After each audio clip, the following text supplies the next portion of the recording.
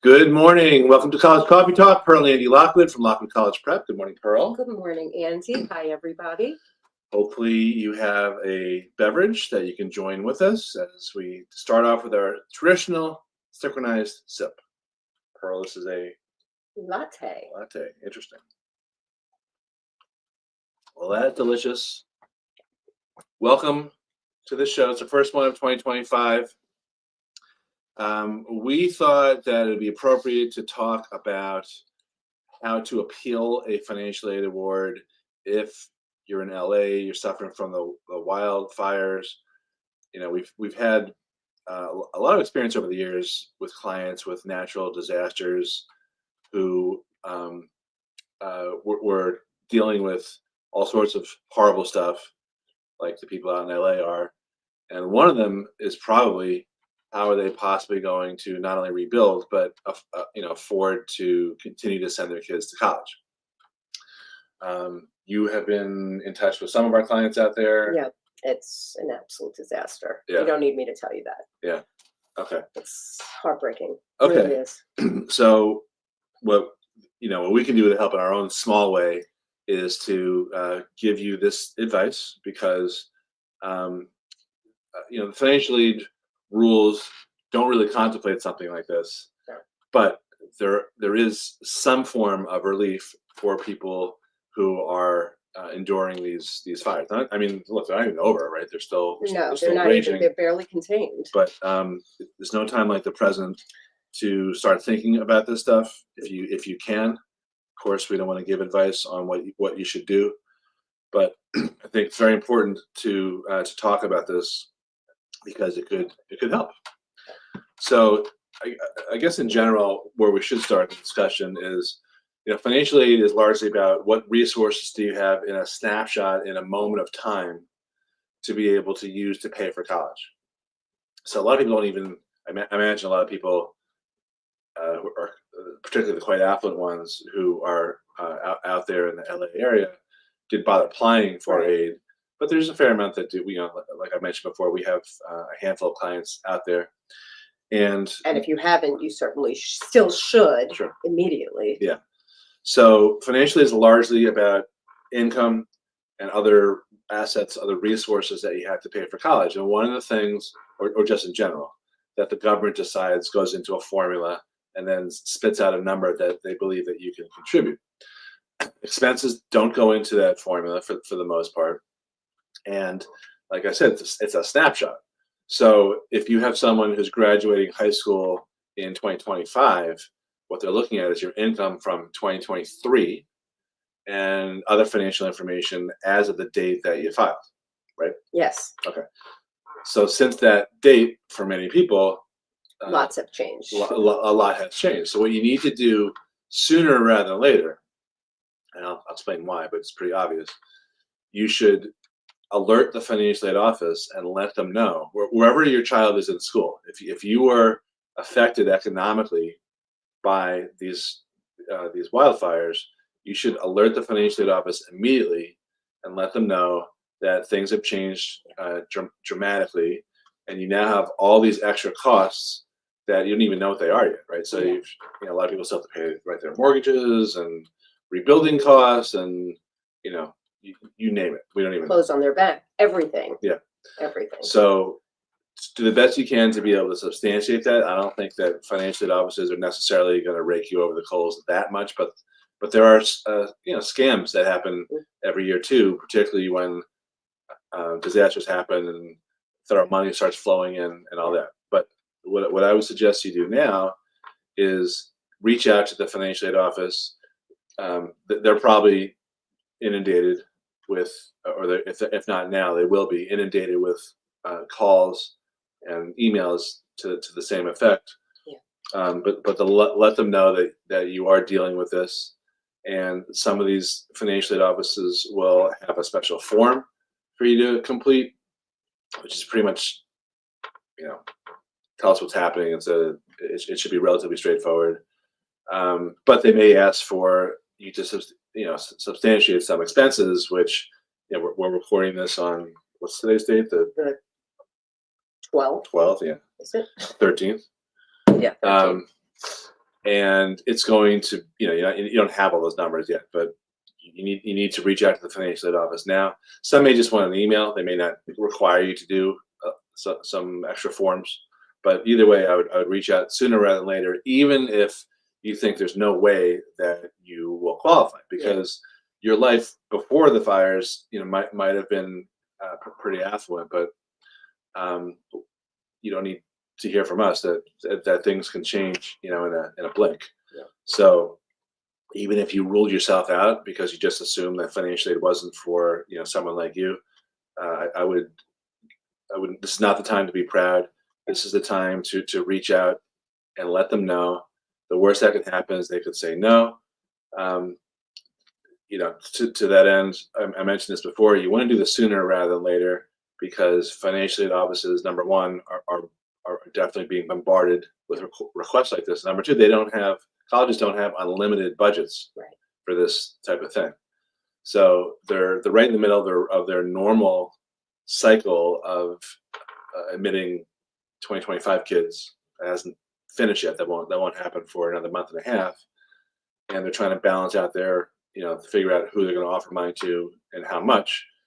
This is a big deal. You want to get right in the line now, and try to assert yourself and give them the heads up that you're going through this horrible thing. I leave anything out? No, just it can be obviously the people who have experienced total loss, but it also could speak to maybe your employment. If I was listening this morning on the radio, there was a person who he's employed in construction, like he has a construction business with all these projects that are now for naught in Los Angeles. So he effectively is out of business for the near future. So there are those considerations as well. Maybe not, though, once they start rebuilding, right? Well, that's a long once, right? Yeah. They got to contain this first, and well, it's a fluid situation. Yeah.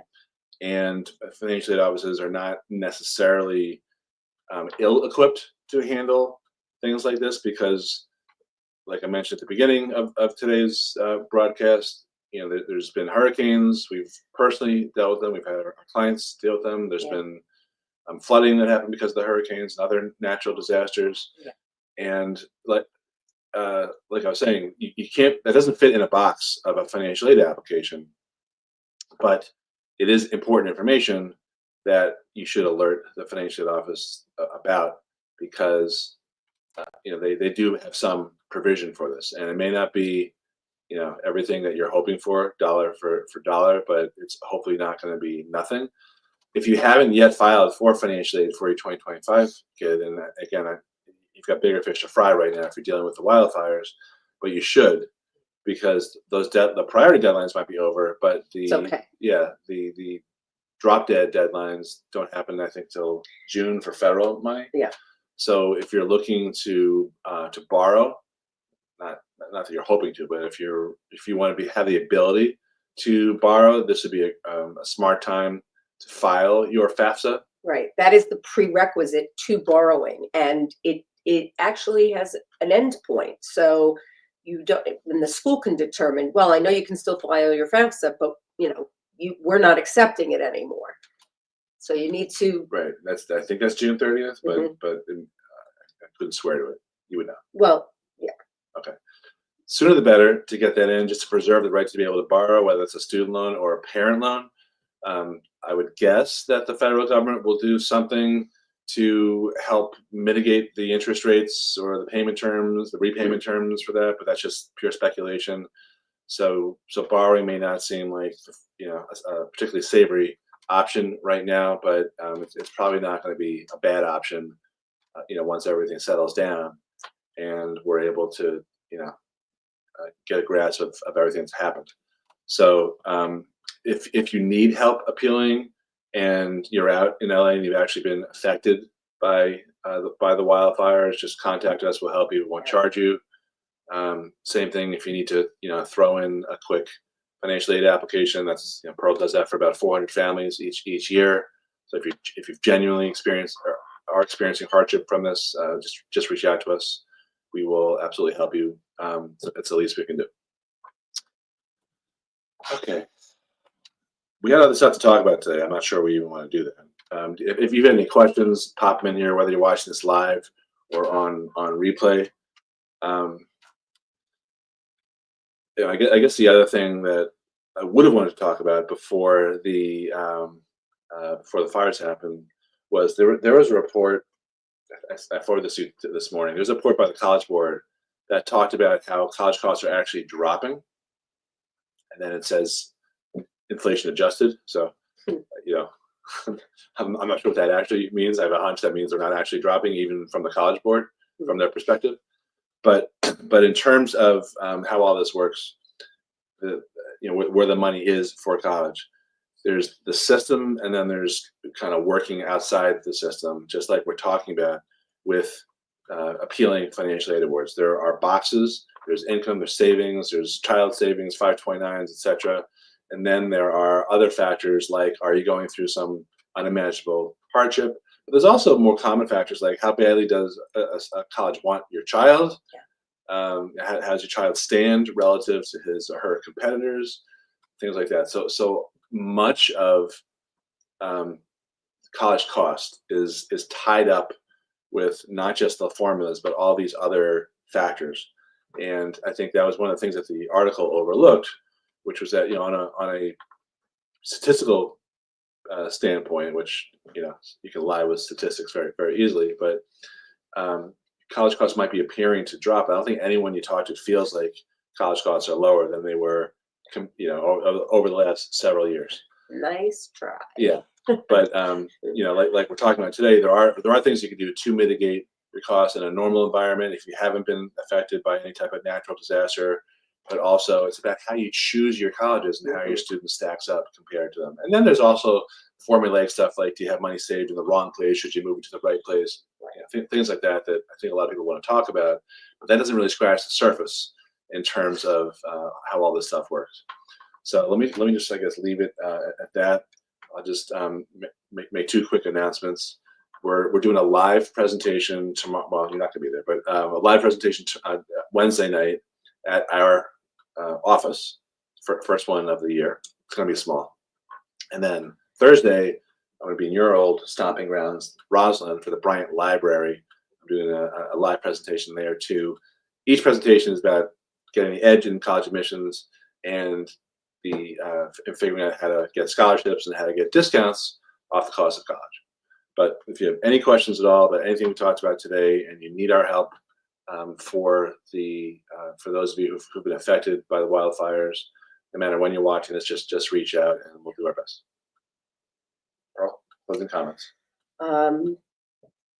What he said. Okay. Yes, it would be our pleasure to help in any way that we can. All right. Have a good week, guys. Take it easy.